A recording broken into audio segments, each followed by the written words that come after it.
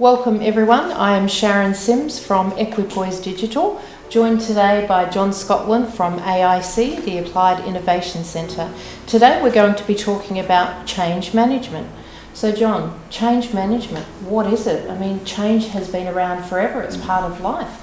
Why does a business need to learn to manage the change? What is that all about? I think it's because it is part of life, and I think over the last 10 to 15 years we've just seen this exponential explosion of change happening both digitally, socially, economically, technologically. It's just around us and affecting us in every aspect of our lives. And the people are finding it, and I think when you look at some of the mental health statistics, people are finding the pace of change sometimes quite challenging.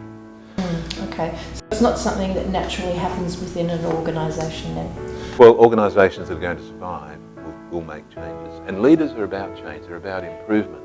But often organisations would prefer to be able to make improvements according to their own pace. Of course. But because the environment, the international environment, the local environment is changing all the time, organisations have to make changes in order to survive, in order to thrive.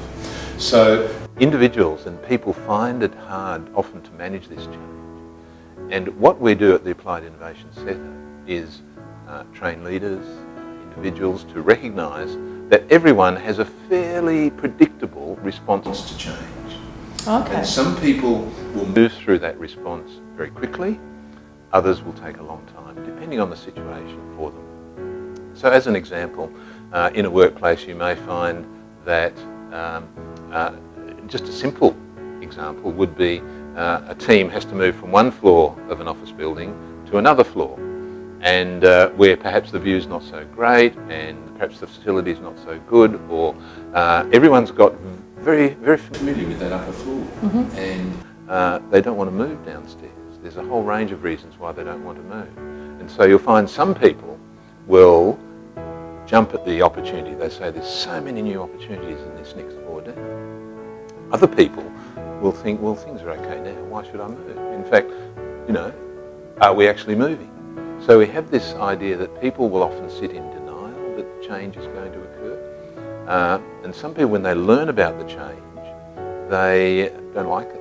And they'll resist in a whole range of ways. They'll be late, they'll perhaps get into conflict, their performance will drop. Okay. And the need is for people to be able to move from there and start exploring what are the benefits, what are the opportunities, what can I do that might bring value to the organisation that I like doing. And then once they've looked at those options, they then move on and make a commitment. Wonderful. And you often find performance go like that from denial here, and often when they're going through that resistance exploration phase, their performance might drop for a while, and then when they make a commitment to whatever option they're looking at and to the new normal, performance will improve. So how does AIC come into that? What do you actually do? What do you offer in the workplace? The important thing is that people are aware of what's happening for themselves. First of all, that they do have a response to change, and everyone needs to fully understand that. And so we provide information and awareness sessions for people to understand change. They can identify where they are on the change curve, and there are different things that they need to do depending on which stage they're at. Very practical things that can help them move.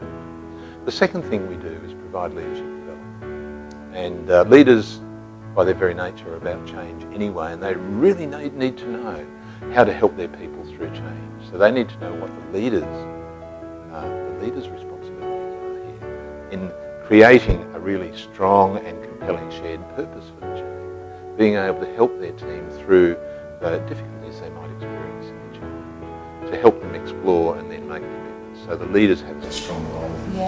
So there's those two aspects, the leadership development work, the information and awareness for employees, helping everyone move through that change as quickly as possible. Yeah, incredibly valuable, isn't it? Thank you so much for expanding my awareness around change management. That's, like I said, it's really expanded my awareness, and a valuable service that you're offering individual businesses. So thank you, John. Thanks, Sharon. Thank you everyone for tuning in. Stay tuned for our next video in the series.